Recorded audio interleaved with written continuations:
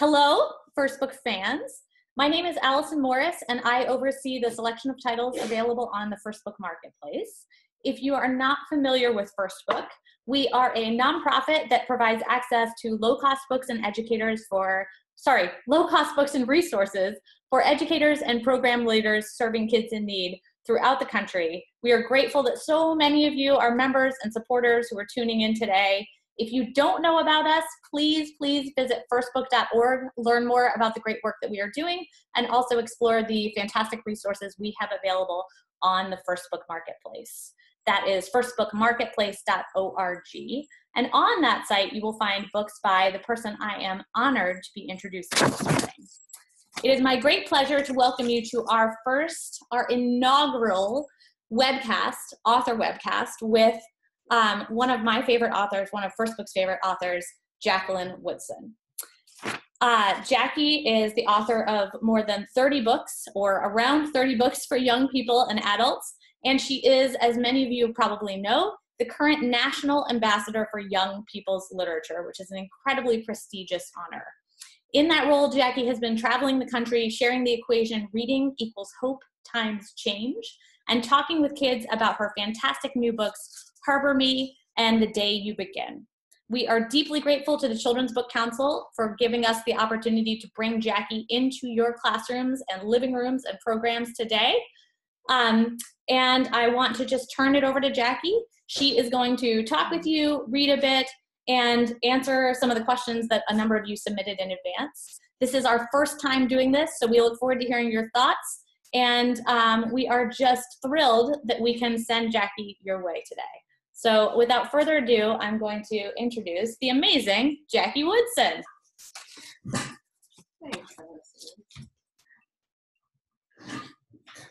Hey everybody, welcome to my office. I am Jacqueline Woodson. Allison can call me Jackie because she's in my office. So if you're ever in my office, you can call me Jackie, but otherwise I'm Jacqueline Woodson.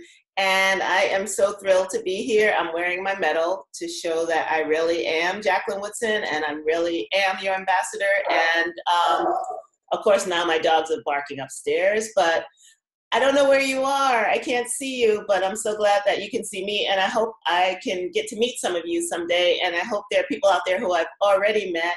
And this is exciting. So I think I'm going to start by going right in and reading from The Day You Begin, and then I'm going to talk a little to you about why I wrote The Day You Begin, and maybe I'll talk about some of my other books, maybe I'll talk about some of those awards on my walls and on my bookshelf. Maybe my dogs will come back downstairs, even though I asked them to stay upstairs, and maybe you'll get to meet them. So, The Day You Begin by me. And illustrated by Rafael Lopez. Rafael Lopez is an amazing person, so lovely, so talented, and I love what he did with The Day You Begin. It's backwards, right? So we're going to show you the illustrations as I read, and they will not be backwards.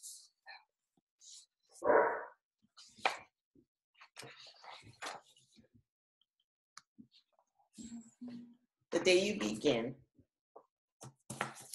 This one? We are experiencing technical difficulties. Sorry.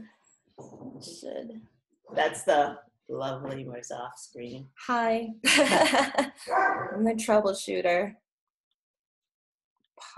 Here we go. That's not the first page. That's not what happened. It's going. That's ligamento. Oh, here we go. That's not the first page. Let's go. That's the first page. That's Angelina. So what do I push? Thanks for bearing with us. Let's put the arrow right here. Oh, okay. There we go. Here we go. Thank you. Sorry about that. It's okay. There will be times when you walk into a room and no one there is quite like you. Maybe it will be your skin, your clothes, or the curl of your hair. There will be times when no one understands the way words curl from your mouth, the beautiful language of the country you left behind. My name is Rigoberto, We just moved here from Venezuela. And because they don't understand, the classroom will fill with laughter until the teacher quiets everyone. Rigoberto from Venezuela, your teacher says, so soft and beautifully that your name and homeland sound like flowers blooming, the first bright notes of a song. There will be times when the words don't come. Your own voice, once huge, now smaller. When the teacher asks, what did you do last summer? Tell the class your story. We went to France, Chela says. These shells came from a beach in Maine. A boy named Jonathan holds out a jar filled with tiny shells so fragile, they look like they'll turn to dust in your own untraveled hands.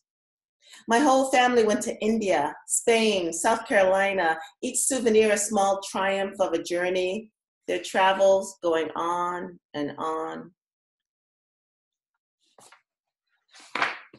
And as you stand in front of that room, you can only remember how the heat waved as it lifted off the curb, and your days spent at home caring for your little sister, who made you laugh out loud and hugged you hard at nap time.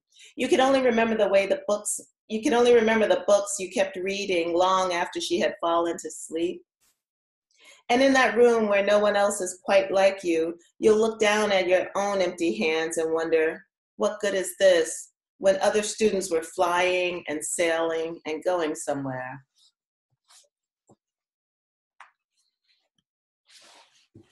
There will be times when the lunch your mother packed for you is too strange or too unfamiliar for others to love as you do. When your own friend Naja will wrinkle her nose and say, what's in there anyway? And you'll wonder how she doesn't see the rice beneath the meat in kimchi. You'll wonder why she doesn't remember that rice is the most popular food in the world. That's true. I mean, it's true. All of it's true. Rice and kimchi and all of that stuff is really, really great. And it's true that rice is the most popular food in the world. That's not in the book. That's me now talking to you. But so I'm going to go back to reading the book. But rice is the most popular food in the world. Not pizza, not hamburgers, not spaghetti, rice.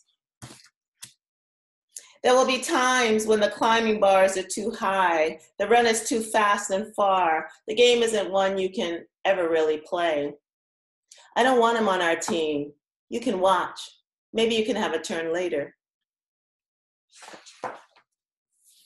There will be times when the world feels like a place you're standing all the way outside of. And all that stands beside you is your own brave self, steady as steel and ready, even though you don't yet know what you're ready for. There will be times when you walk into a room and no one there is quite like you until the day you begin to share your stories. My name is Angelina, and I spent my whole summer with my little sister, you tell the class, your voice stronger than it was a minute ago, reading books and telling stories, and even though we were right on our block, it was like we got to go everywhere. Your name is like my sister's, Rigoberto says. Her name is Angelina too. And all at once in that room where no one else is quite like you, the world opens itself up a little wider to make some space for you. This is the day you begin to find the places inside your laughter and your lunches, your books, your travel, and your stories, where every new friend has something a little like you and something else so fabulously not quite like you at all. So I am going back to the beginning of this book. And the first thing I want to show you is the ruler on the door, which I love. So when I write a book, I get to choose my illustrators, and then they get a copy of the manuscript that I've written, and then I'm not allowed to talk to them at all. I'm not allowed to say draw a girl with curly hair. I'm not allowed to say put a headband on her. I'm not allowed to say make a ruler on the door. The illustrator looks at my words. There will be times when you walk into a room and no one there is quite like you, and it inspires what they're going to draw. So Raphael read the whole book, and started drawing. And he drew Angelina coming in the door, and there's a ruler. So I want to go through the book really quickly and just raise your hand every time you see the ruler.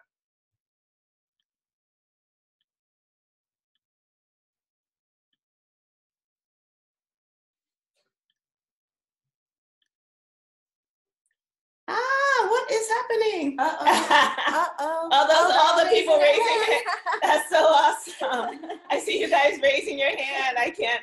That's so awesome. Tracy, Kiana, Crystal, Ebony, Christina.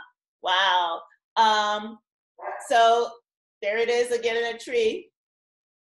And there's my dogs barking. And that's the last time we see the ruler. And then we see the Raphael and Angelina and everyone just starting to come together and be friends again, And what's happening is the ruler, I'm sorry, not Raphael, Rigoberto. What Raphael does with the ruler is he shows the way the young people are measuring themselves against each other.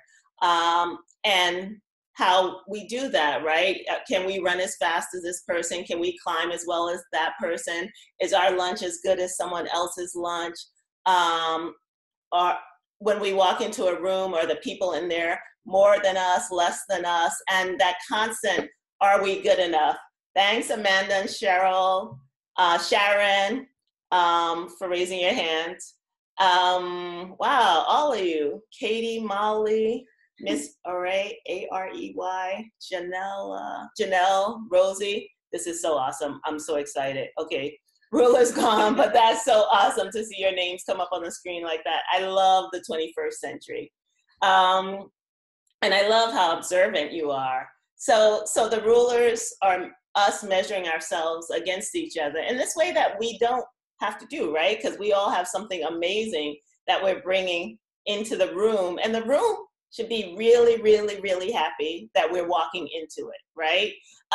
So this book is basically inspired by a poem that was in my book, Brown Girl Dreaming, about my great-great-grandfather, who was the only Black kid in an all-white school. So he wasn't just the only Black kid in his class, he was the only Black kid in the whole school. And how hard that was for him to walk into that room every day. And my mom would say to us, there will be times when you walk into a room and no one there is quite like you. And just remember your great-grandfather and everything will be okay. So for me, what I learned is how important it is to walk into a room and just remember who's walking in with me, right? We're not walking into the room alone. We're walking into the room with all the people who love us. And we're good enough to be in that room. So I really, really loved writing The Day You Begin. And I really loved when I started seeing Raphael's illustrations, because first you see drawings, and then the next thing you see are some of the paintings, and then you see more of the paintings, and eventually you see the whole book. So this guy right here, notice how when you turn the picture upside down, he's smiling and all of these flowers are coming out of the book. When the picture's right side up, he looks kind of sad. And it says, and all that stands beside you is your own brave self, steady as steel and ready, even though you don't yet know what you're ready for. So this kid was inspired by Raphael's son, who loves to be alone, loves to read, and is happiest when he's drawing, when he's painting, when he's reading. And so when we get to the end of the book, la, la, la, la, la, spin, spin, spin, I hate the rainbow ball. Come on. When we get to the end of the book, and this is what you do. Thank you. He's not there, right? It's just the three of them. And the reason he's not there is because he prefers to be alone. He doesn't want to join a crowd. And some of us do prefer to be alone. I know when I'm writing, I love to be alone. I don't want anyone calling me. I don't check Twitter or Instagram or any social media. I don't want anyone coming downstairs. I don't mind the dogs coming downstairs because they don't talk. But I don't want anyone interrupting me. And for this kid, when he's reading his books, when he's painting, he wants to be by himself. So there are all kinds of ways to be in a room, right? You can be in a room and be by yourself, and that's fine. Or you can be in a room with all your people, and that's fine too. The Day You Begin is one of many, many, many picture books I've written. I'm sure you've read Each Kindness, The Other Side, Pecan Pie Baby, Showway. And I also write for older kids. I write for grown-ups. I write for magazines and newspapers. I write for, I've written plays. I just love writing. And I've known I wanted to be a writer since I was 7 years old. How many of you are 7? Am I going to get to see the hands raising again? They're all right down there. Whoa, whoa. So there are a lot of 7-year-olds. That's awesome. So when I was 7, I knew I wanted to write, and I used to get in trouble for lying a lot. And I had a teacher who said, instead of lying, write it down, because if you write it down, it's not a lie anymore. It's fiction. And then you don't get in trouble for it, and maybe someone publishes it, or maybe you get to put it in your school magazine. But I just always loved telling stories. I love when people read stories to me. I'm a really, really slow reader. I've always been a really, really slow reader. And it was easier for me when people read to me rather than when I read to myself. But I just always loved reading and words coming at me. And I always said, even when I was a little kid, I want to grow up and do that. I want to grow up and tell stories. I want to grow up and be a writer. And there weren't a lot of writers in my family, so I didn't know, there weren't any writers in my family.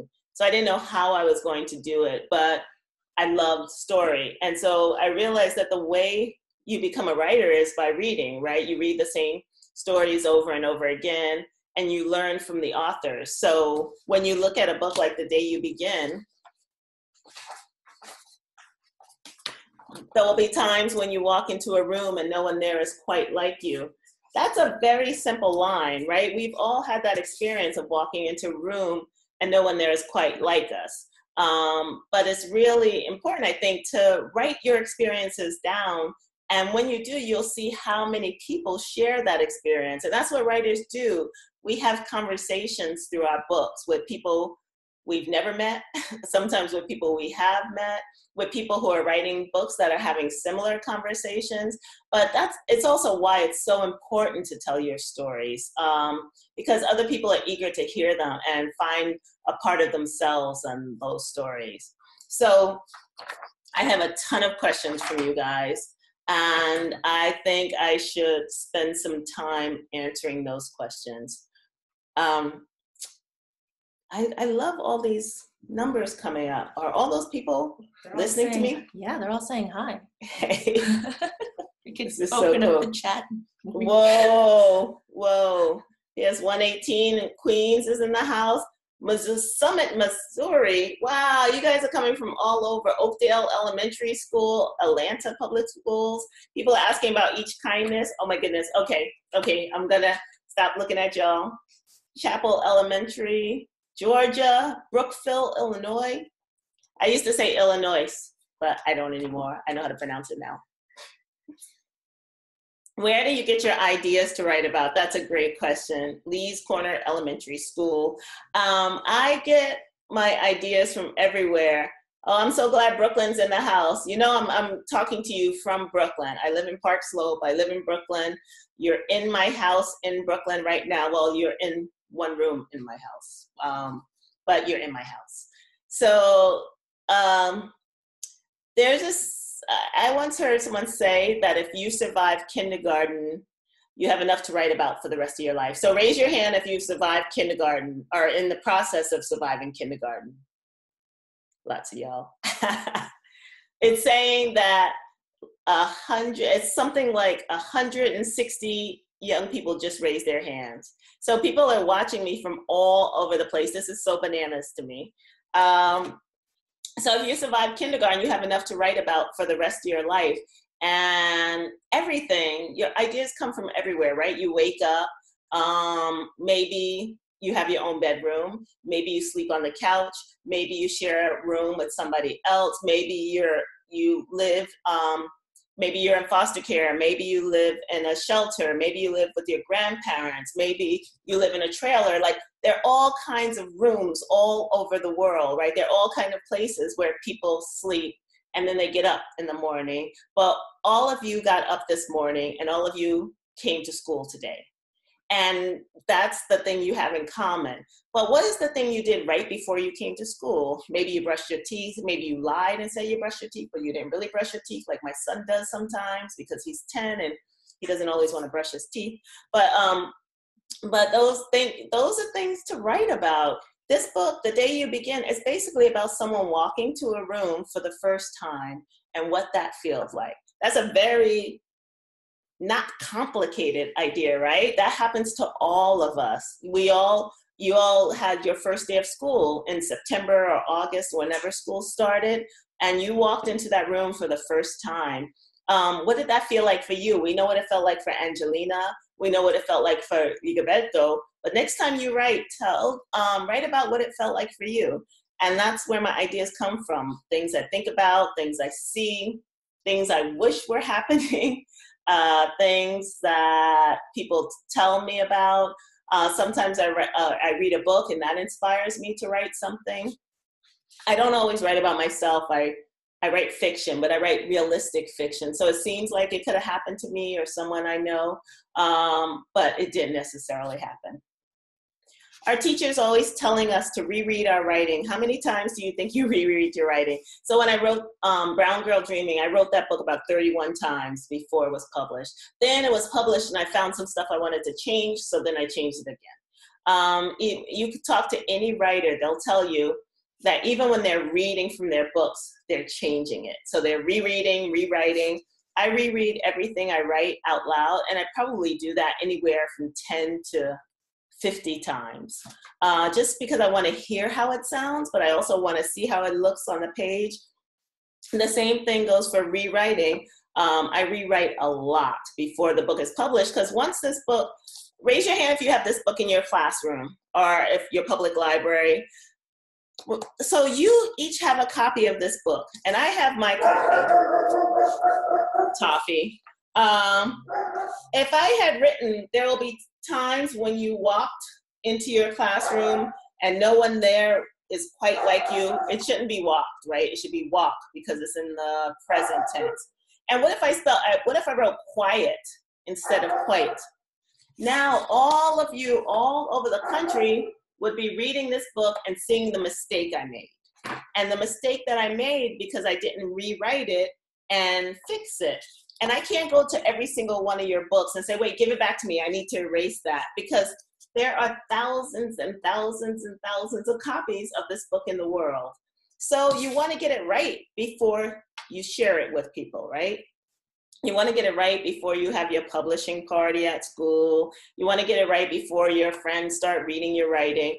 And so the way you get it right is by rewriting and rewriting and rewriting until it feels really, really good to you and you're not embarrassed when someone else reads it. So I rewrite a lot. Why did Angelina have to babysit her sister in The Day You Begin? Probably because her caregivers were working. Probably because someone had to run an errand. Probably if it was summer vacation, I don't know. Okay, raise your hand if you live with caregivers. By caregivers, I mean the people who love you, who are helping to raise you, and those people work. And so sometimes when the people who are taking care of you work, you maybe come home from school, you have your own key, or in the summer, it's not like everybody's people gets the whole summer off. So just because you're on summer vacation doesn't mean your parents or your aunts or your foster parents or your grandmother or whoever takes care of you is off, doesn't have to work. So you have to stay home. If you have a younger sibling, sometimes people stay home and take care of their sibling while the people who love them are out working. And that was Angelina's case. The people who loved her worked, so she stayed home and took care of her sister until they came home from work. Question from CC at Washington Primary. How long does it take you to write a book? It really depends on the book. If I'm writing a picture book, sometimes it takes less time. Sometimes it takes the illustrator a long time. I once waited 5 years for an illustrator to finish illustrating a book. When I got the illustrations, they were really, really nice, but it was a long time. So it really depends. I wrote Miracles Boys. That took me about 4 years. I wrote Each Kindness. That took me about 7 or 8 months of rewriting till I got it right. I wrote The Other Side. That took me a long time because I was trying to figure out what the story was I was trying to tell. So it really depends on the book. Question from Oldrick at Washington Primary.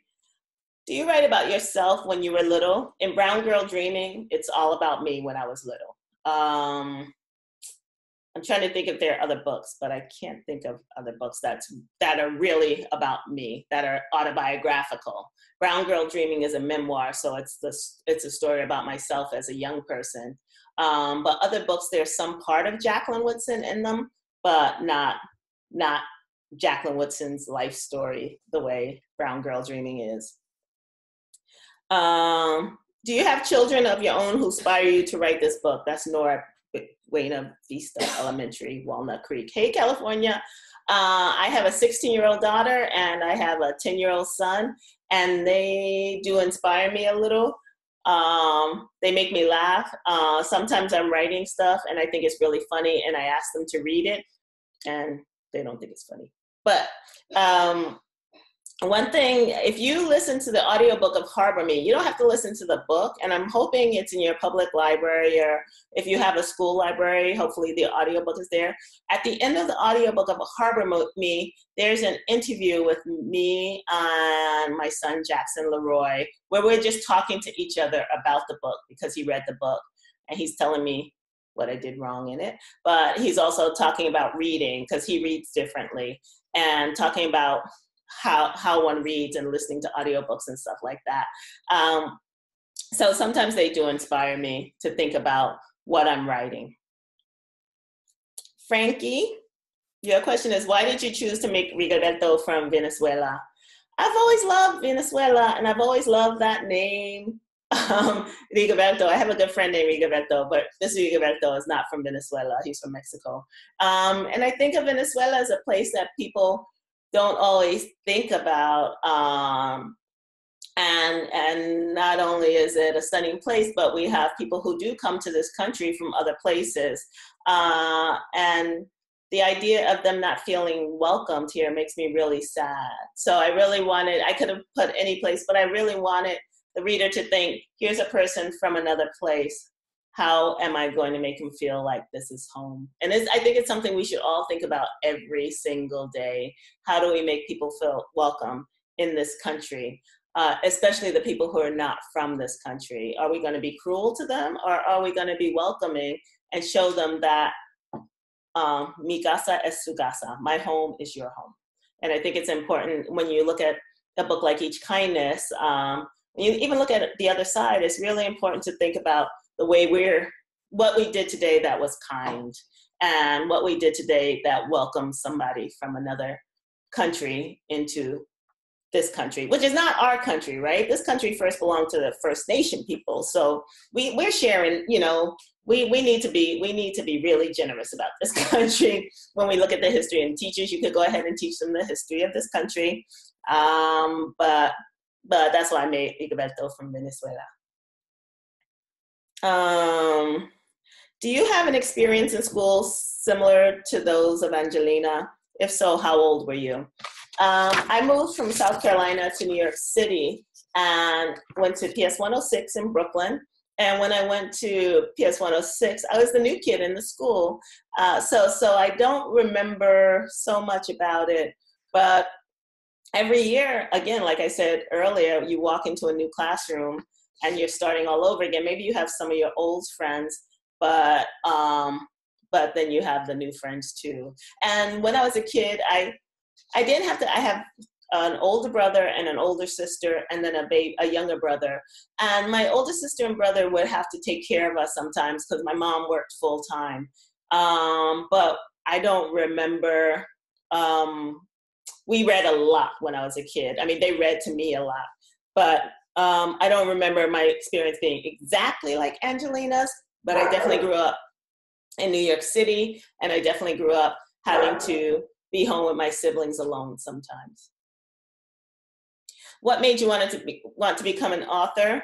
And that's Isabella at John Kennedy. I just always loved telling stories and writing. So I just wrote all the time. And I didn't think I was going to grow up to be Jacqueline Woodson. I thought I would write one book or two. I didn't know I was going to write this many books. What is your favorite childhood? Griffin at John Kennedy. What advice do you have for students who want to become writers? Write every day. Writing's a muscle, right? So you have to use it so that it gets stronger and stronger and stronger.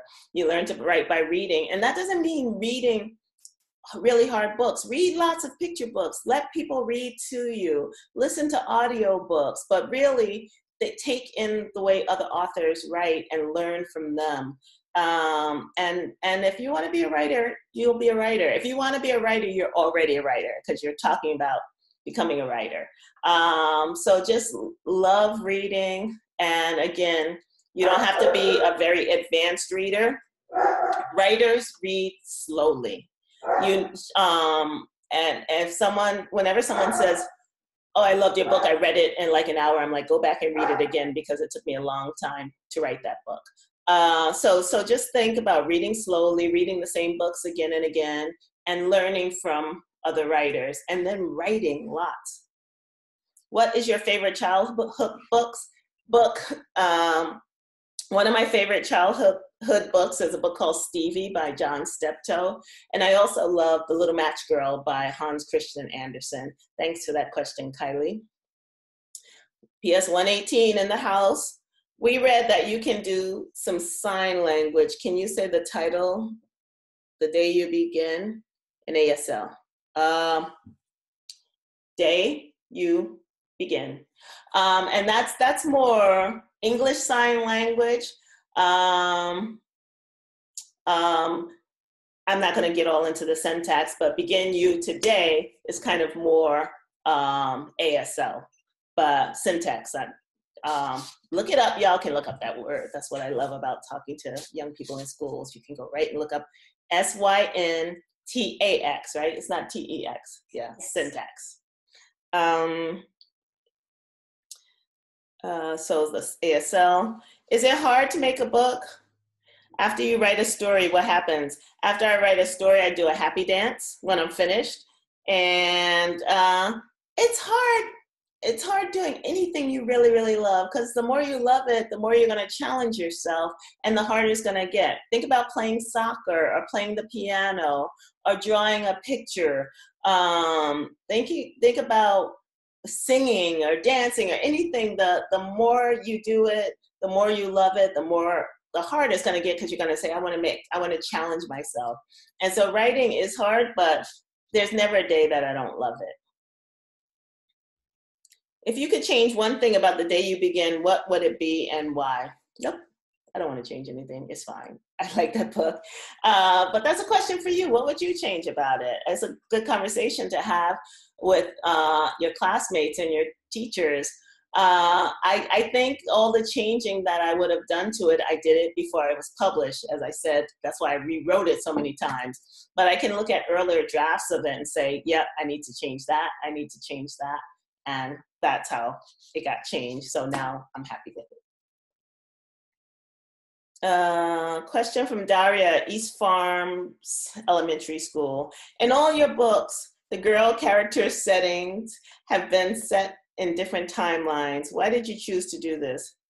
Because I don't want to write the same book again and again. I don't write series. I write stories that stand on their own. So the characters need to change, the setting needs to change, sometimes the language changes, the season changes.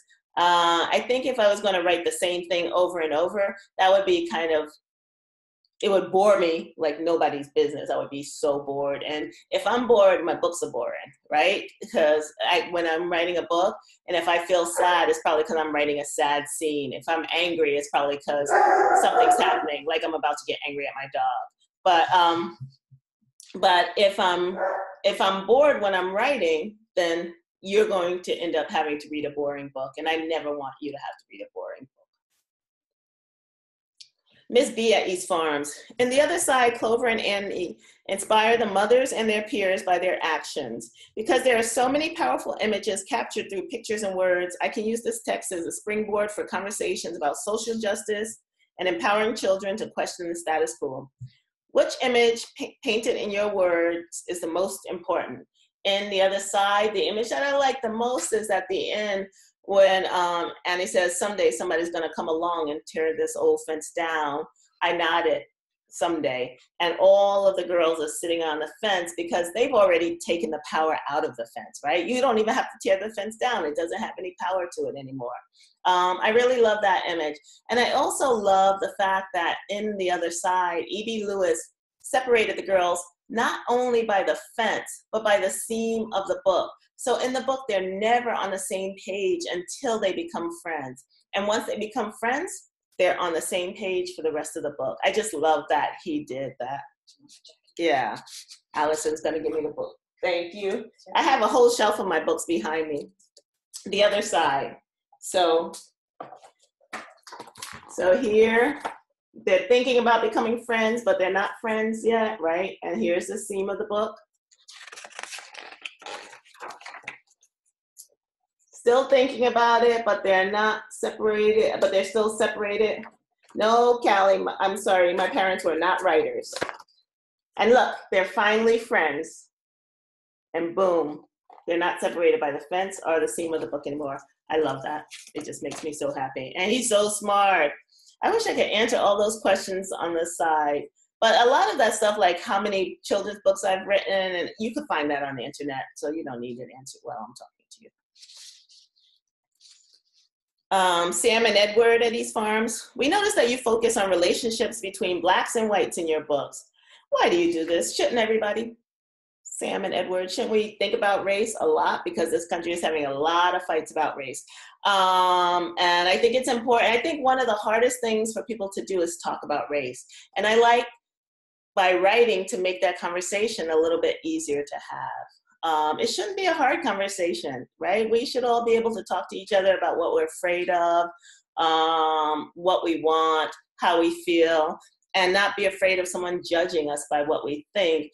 And we should always also, when we talk to people, think about how what we say is going to make them feel.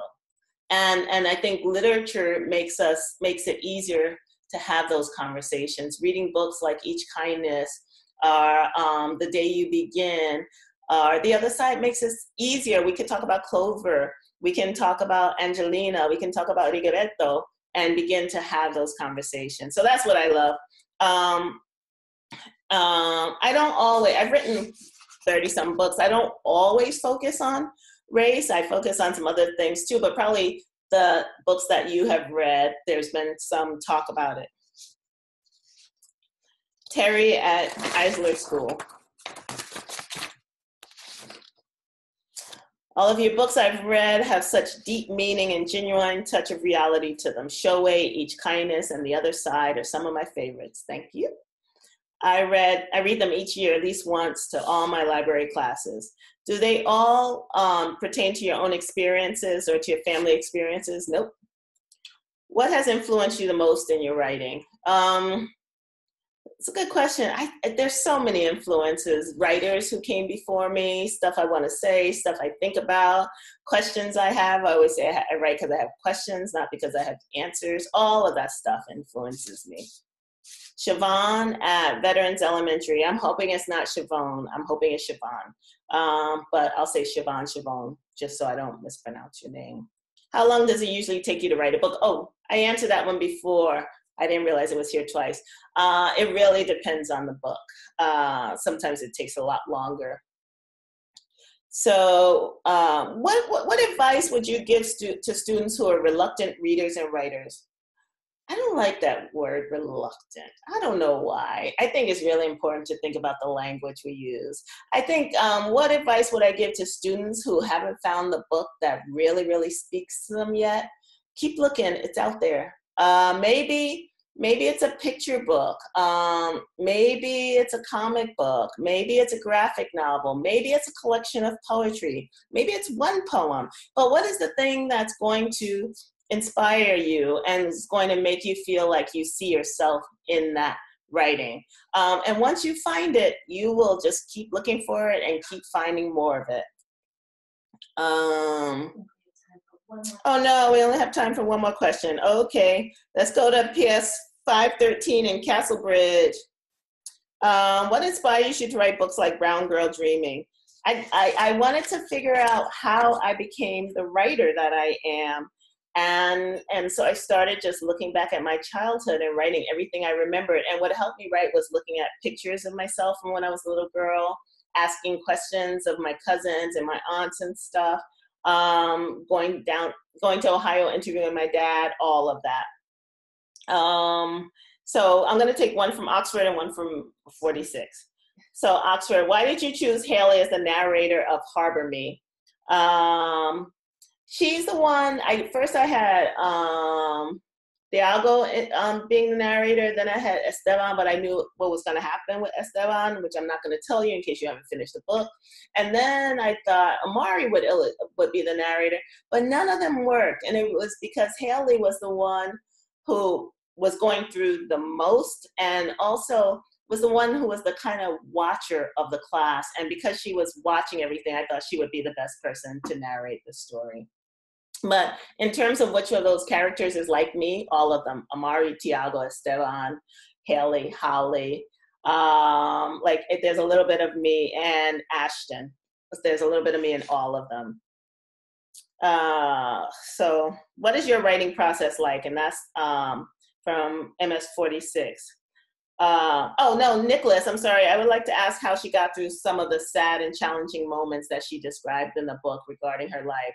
How did she deal with the death of her family members? I was sad. I'm always sad when people move on to the next place. I think that I miss them.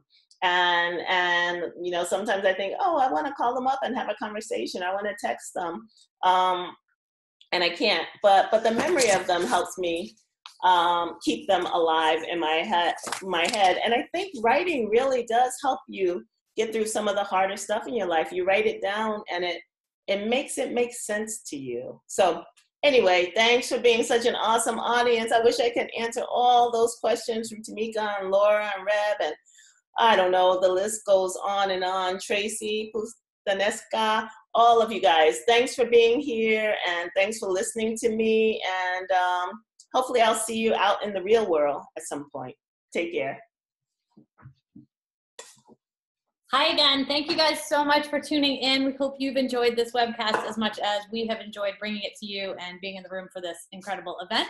Once again, I want to thank the Children's Book Council for working with us to make this possible today. I also want to thank Jackie's publisher, Nancy Paulson Books, Penguin Random House. We are so grateful to them for making Jackie's books available to the world and for helping us provide this great resource for you guys today. Hope you've all had a great time. Hope you've learned all sorts of interesting things about Jackie. Hope you're motivated to go back into your classrooms and read all of Jackie's books, any of the ones you don't already know. And thank you guys again. We look forward to seeing you again soon and hopefully doing this again from another exciting space sometime soon. Bye.